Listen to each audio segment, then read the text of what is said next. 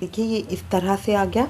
अब अगली सिलाई में फिर मैं 2 का 1 कर दूंगी इस तरह से। ये 2 का 1 करा और बाकी फंदों को सीधा उसी तरह से बुन लिया। उल्टी सिलाई में मैं पूरे फंदे उल्टे कर रही हूँ। ये मेरा प्लेन बुनाई है सीधे उल्टे की, इसमें कुछ भी नहीं है। बस शुरू में मुझे ध्यान रखना है कि 2 का 1 करना है, अगले सीधी 10 सिलाइयों तक। जब 79 फंदे अब हम मेरी सिलाई में वापस हो जाएंगे तब मैं वापस आऊँगी। देखिए ये मेरी इस तरह की आ गई। इसको मैं मियानी या चिड़िया कहती हूँ। ये इस तरह का शेप आ जाएगा।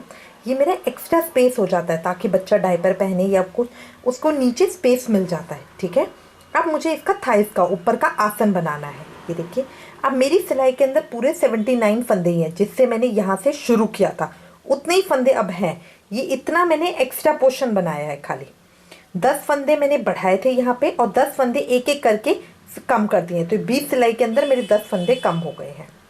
ये मेरा इस तरह का आ गया। अब इसके बाद मैं 4 साढ़े 4 इंच तक ऊपर एक सिलाई सीधी एक सिलाई उल्टी बुनते हुए सारा बुन लूँगी। उसके बाद मैं अपनी जाली डालूँगी। लंबाई में देखिए ये अब मेरा 14 इंच हो गया है।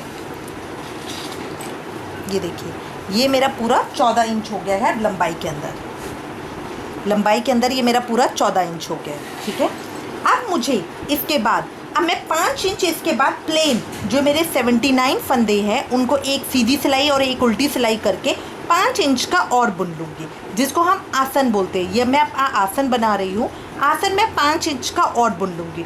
उसके बाद लास्ट मेरा नेफा रह जाएगा जहाँ मुझे इलास्टिक डालना है, वो मैं बाद में बुनूंगी। बस अब 5 इंच का मैं अपना सीधा एक सिलाई उल्टी एक सिलाई सीधी करके 5 इंच और बुन लूँगी। ये 79 फंदों का। अब ये टोटल मेरा हो गया 19.5 इंच।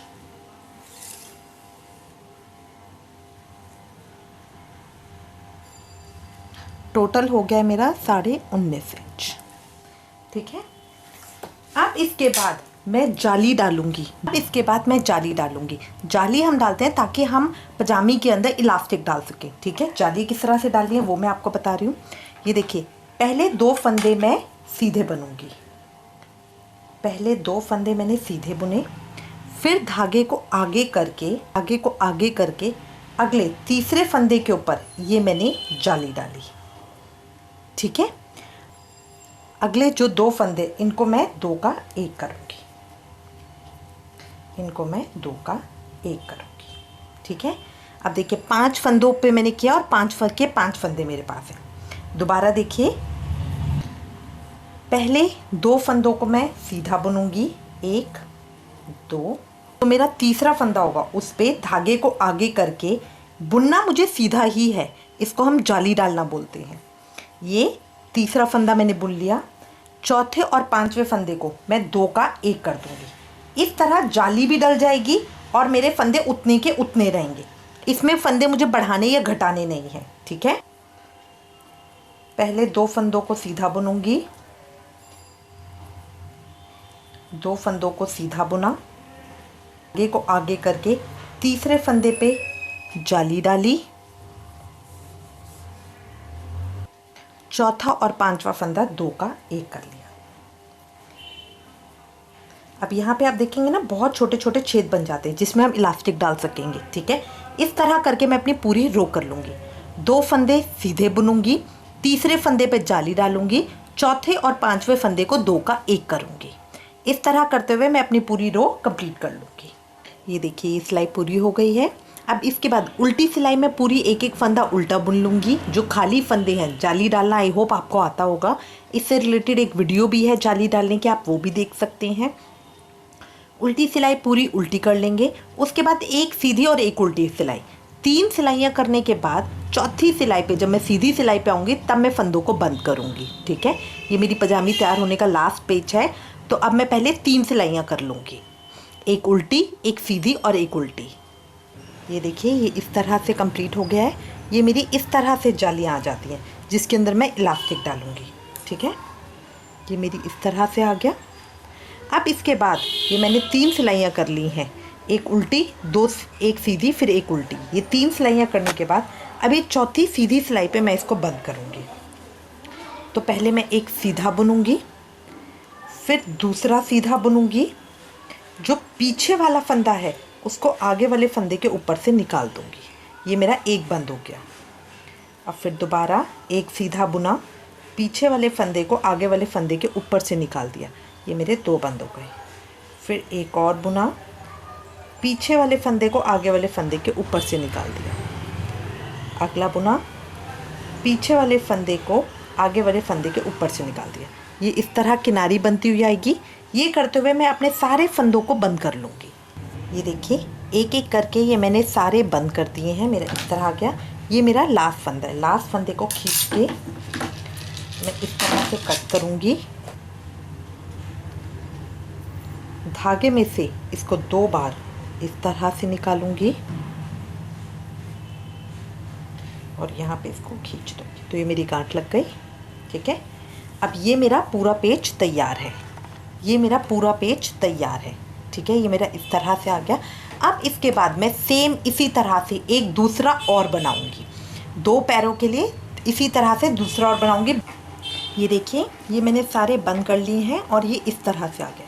तो अब मेरा एक पेज कम्प्लीटली इस तरह से आ गया। ये मैंने यहाँ पे देखिए जाली बना के सारे बंद कर लिए हैं एक एक करके। ये मेरा इस तरह से आ जाएगा। ये मेरी मियानी है। ठीक है, सीधी तरफ पे देखिए, सीधी तरफ पे मियानी है और ये नीचे के पैर आ जाएंगे।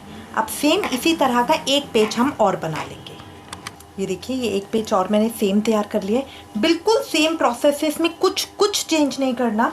ये जो हमने मियानी बनाई है वो इसमें भी सीधी तरफ से बनाई है। देखिए दोनों के सीधी तरफ में इधर मियानी है। ठीक है, इसी तरह से इसको बनाना है। इसमें हम बिल्कुल कोई चेंज नहीं करेंगे, सेम पैटर्न से ही दूसरा पेज भी बनाएंगे। अब मैं इसकी सिलाई शुरू करूंगी कि इसकी सिलाई किस तरह से करनी है। सिलाई देखेंगे हम किस तरह से कर सकते हैं। देखिए इसका सीधा तरफ और इसका सीधा तरफ, इन दोनों को हम एक के ऊपर एक रखेंगे। अब यहाँ पे इसकी ये उल्टी तरफ है और इसकी भी उल्टी तरफ है। ठीक है, इसको पकड़ के सबसे पहले ये देखिए जो यहाँ पे मैंने धागा कट किया था इसी को मैंने इसके अंदर डाल लिया है। अब यहाँ पे इन दोनों को इस तरह से पकड़ के बिल्कुल इक्वल करके यहाँ शुरुआत में इन दोनों को पकड़ के सबसे पहले मैं इसको इस तरह से इसके साथ अटैच करूँगी। अटैच करने के बाद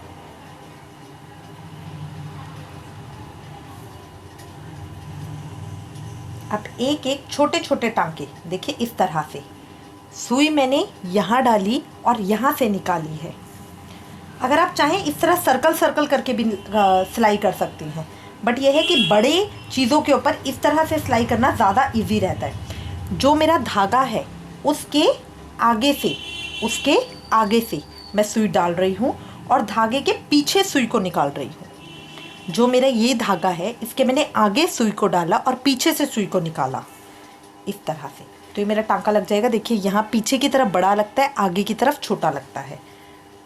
ये मजबूती के लिए होता है। अगर हम इन्हें क्रॉस स्टिच देते हैं तो इससे मजबूती आ जाती है।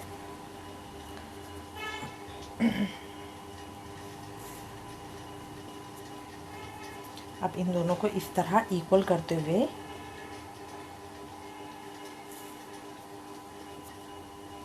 बहुत बड़े स्टिच नहीं लेंगे, छोटे ही स्टिच लेंगे। इसको मैं नीचे तक पूरा जहाँ तक ये मेरी मियानी है, ये देखिए ये जो ये एक्स्ट्रा स्पेस का ये इसका तीर बना हुआ है, ये इसका जो ये ट्रायंगल हमने बनाया था इसके कॉर्नर तक, यहाँ तक इसको रख के सीधा मैं इसकी सिलाई करूँगी। अब देखिए ये है पार्ट सीधा बिल्कुल और यहाँ पे ये टेढ़ा हो रहा है, तो बट सिलाई करते हुए हम इसके साथ इसको इसी तरह से टेढ़ा ही सिलाई करेंगे। इस तरह से लेकर ही इसको सिलाई करेंगे। तो यहाँ तक बिल्कुल कॉर्नर तक सिलाई करके फिर हम वापस आएंगे। ये देखिए मैंने यहाँ तक सिलाई कर दी। ये देखिए ये टेढ़ा आ रहा है, इसको हम इस तरह से सिलाई करेंगे। बिल्कुल कॉर्नर पे जहाँ पे ये चोंच शुरू होती है वहाँ पे मैंने रोक दिया है। अब इसको मैं यहाँ पे गांठ लगा के अपने धागे को ख़त्म कर लूँगी और इसको कट कर लूँगी।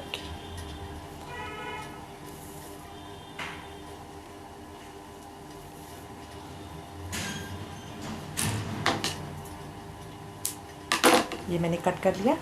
सेम इसी तरह से मैं दूसरी तरफ से भी सिलाई करूँगी। इसको भी यहाँ कॉर्नर पे ऊपर से पकड़ के यहाँ नीचे इसी तरह एक एक एक एक करते हुए मैं इसकी सिलाई कर लूँगी। कई बार क्या होता है, फंदों की या हाथ की वजह से हमारा एक पेज थोड़ा लूज़ और एक पेज थोड़ा टाइट हो जाता है। इसको कैसे सेट करना है, सबसे पहले आप पजामी का पैर नाप लीजिए। यहाँ से पैर से नापते हुए ऊपर लेकर आइए, एक एक एक एक स्टिच नापते हुए इस तरह से दोनों तरफ से सीधे करते हुए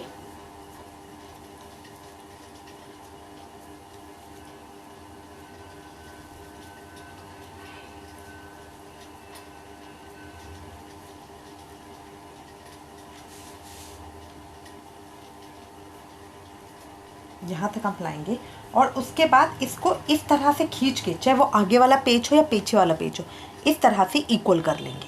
ठीक है, अब इसको भी मैं यहाँ से शुरू करके इसके कोने तक, जहाँ पे ये मैंने ट्रायंगल बनाया है, इसके कोने तक यहाँ तक सिलाई लगा लूँगी। ये देखिए दूसरी तरफ का भी मेरा सिल गया है, ये इस तरह से आ गया। अब मुझे ये दोनों तरफ का सीने के बाद इन दोनों सिलाइयों को तो बिल्कुल सेंटर में रखना है, बीच में, और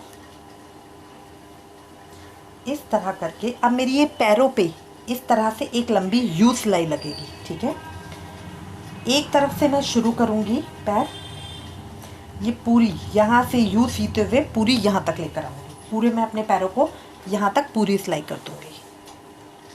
ये पूरी एक सिलाई यू इस तरह की शेप में आएगी, तो मेरी पजामी इस तरह से आ जाएगी।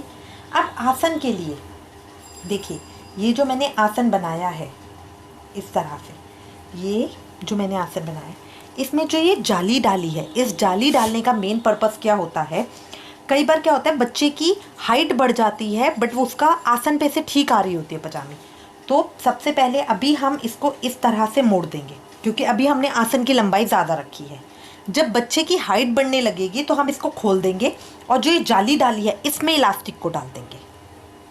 तो अभी हम पजामी को इस तरह से मोड़ेंगे यहाँ पे, और यहाँ पे पूरे में चारों तरफ एक सिलाई कर लेंगे। पूरे में चारों तरफ एक सिलाई कर लेंगे इस तरह से।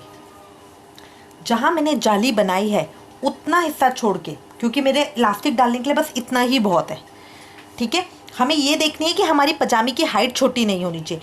अगर पजामी की हाइट छोटी होती है तो बच्चे के पैर के ऊपर से खिंच के ऊपर हो जाती है, वो बैठता है खेलता है, तो इसलिए उसको स्पेस ज़्यादा चाहिए। इस चीज़ का हमें ध्यान रखना होता है। डायपर भी पहन रखा होता है बच्चे ने, इस चीज़ का हमें ध्यान रखना है। तो अब हम इसको यहाँ से पकड़ के इसके चारों तरफ इस तरह गोल घुमा के सिलाई कर देंगे और इसमें इलास्टिक डाल देंगे। ये देखिए सिलाई कंप्लीट हो गई है, कुछ इस तरह से लगेगी।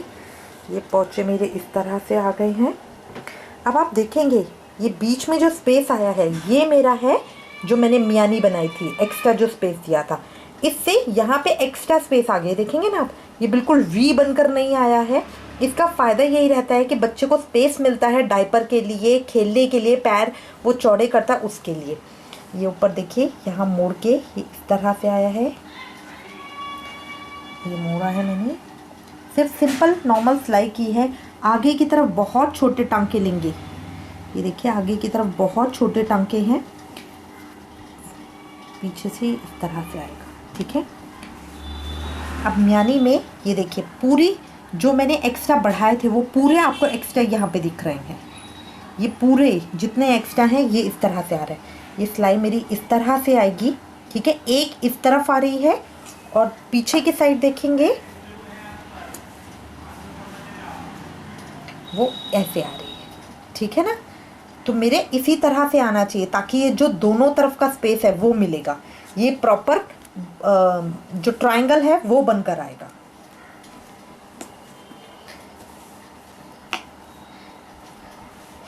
अब इसमें बस मुझे इलास्टिक डालना है। यहाँ पे मैंने थोड़ा सा स्पेस छोड़ा है क्योंकि अभी प्रेजेंटली मेरे पास था नहीं इलास्टिक। इसके अंदर से इलास्टिक मैं पिन में से पिरो के इसके अंदर डाल दूँगी और यहाँ पे गांठ लगा दूँगी इलास्टिक की। अब हम आपको पजामी का रिटर्न पैटर्न बताएंगे। ये हमने 40 फंदों से शुरू की है। ये 1.5 से 2.5 साल के बच्चे के लिए है। 4 सिलाइयाँ बुनकर हर 5वीं और 6ठी सिलाई पे एक एक फंदा बढ़ाएंगे, टोटल 79 फंदे होने तक। बॉर्डर हमने 10 सिलाइयों किया है बॉर्डर के बाद पहली सिलाई पर 5 फंदे बढ़ाएंगे। टोटल 45 फंदों से हम शुरू करेंगे। हर पांचवी और छठी सिलाई पे एक एक फंदा बढ़ाएंगे, टोटल 79 फंदे होने तक।